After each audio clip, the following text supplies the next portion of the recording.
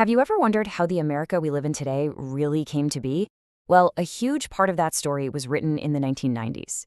It was a time when two massive, and I mean massive movements of people happened at the exact same time. One was a journey happening inside the US as Americans moved around. The other was a huge wave of people coming from abroad.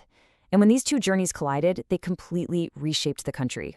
So, what we're looking at is this dual movement. On one side, you have Americans packing up and moving within the country, chasing jobs, chasing sunshine. But at the same time, you have this dramatic surge in immigration from all over the world. You really can't understand the last 30 years in America without looking at how these two stories unfolded together. So let's start with that first journey. Picture the country almost tilting. For decades, the power and the people were concentrated in the old industrial core, the Rust Belt, in the Northeast and Midwest. But then, people started leaving in droves, heading for the booming new hubs in the South and West, the Sun Belt. This wasn't just a minor shift, it was a fundamental rebalancing of the whole nation. Okay, let's really dig into this internal shift for a minute, because this is the story of how America's center of gravity, politically and economically, literally moved across the map. And this wasn't just some random drift. It was a huge migration driven by some very specific, deliberate factors. Yeah, this was no accident. Sunbelt states were basically rolling out the red carpet. They were actively luring businesses and people with things like lower taxes and fewer regulations. And this was all built on a foundation that was laid way back after World War II, when the defense industry set up shop in the region. That really primed the pump for the boom that was about to come. But honestly, none of that would have been enough without this: air conditioning. It's so easy to forget, but the arrival of affordable AC was a total game changer. It took these huge, scorching hot parts of the country and made them not just bearable, but actually appealing to live in year-round. It's a bigger deal than you might think. And here's the thing: where the people go, political power is sure to follow. This migration literally redrew the political map of the country. After every census, you'd see the same story. More people in the Sun Belt meant more seats in the House of Representatives. This permanently boosted the influence of states like Florida, Arizona, and Texas. This shift also created brand new economic powerhouses. I mean, the clearest example is San Jose, California, the heart of what became Silicon Valley.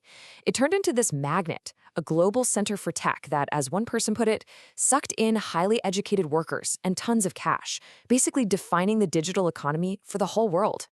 But it wasn't just about tech. The South, which had long been seen as kind of a cultural backwater, suddenly started setting national trends. Atlanta, for example, became a global hub, especially for music. You had record labels like So So Def Records pushing Southern hip-hop and R&B into the mainstream. The South wasn't just consuming culture anymore, it was creating it. Okay, but that whole internal shift, that's only half the story. At the exact same time all of this was happening, the country was absorbing this enormous wave of international immigration. And this wave wasn't random either. It was largely shaped by federal law. Two laws were really the key here. The 1965 Act was the big one. It got rid of the old quota system that heavily favored Europeans. Instead, it started prioritizing family connections and special skills. This just blew the doors open. Then, in 1986, another act granted amnesty to millions already in the country, which really solidified these new demographic trends. And the sheer scale of this is just hard to wrap your head around. In the 1990s alone, 9 million immigrants arrived in the United States. That's almost the entire population of New York City at the time, arriving in a single decade. It's just a staggering number that shows you how dramatic and how fast this transformation really was. And these new immigrants weren't coming from the traditional places. That 1965 Act completely changed where people were coming from. The vast majority were now arriving from Latin America and Asia. This was a move that would fundamentally alter the country's ethnic and cultural makeup forever. And this is where our two stories slam right into each other. See, many of these new immigrants didn't just settle in the old hubs like New York. They went straight to those booming Sunbelt states. So they were adding fuel to both fires, right? And accelerating all the changes even more. This collision led to a really profound and incredibly rapid diversification of the country. And this is a trend that has only continued. I mean, there are projections that by around 2050, non-Hispanic whites will no longer be the numeric majority in the U.S. Just look at it this way. Before 1965, immigration accounted for maybe 10% of America's population growth. But afterward, it jumped to a third, a full third. That shows you just how essential this new wave of immigration became to the country's overall growth and vitality. So, what did all this do to the economy? Well, all that Sunbelt growth needed a massive workforce. Immigrants, especially from Mexico, filled crucial jobs in agriculture that native-born Americans often weren't taking. And when economists looked at the impact, they found it had a net positive effect, with almost zero negative impact on jobs for citizens. But let's be clear, this wasn't just about low-wage labor. On the high-skill side of things, that tech boom in Silicon Valley was disproportionately powered by highly educated immigrants from Asia, especially from India and China.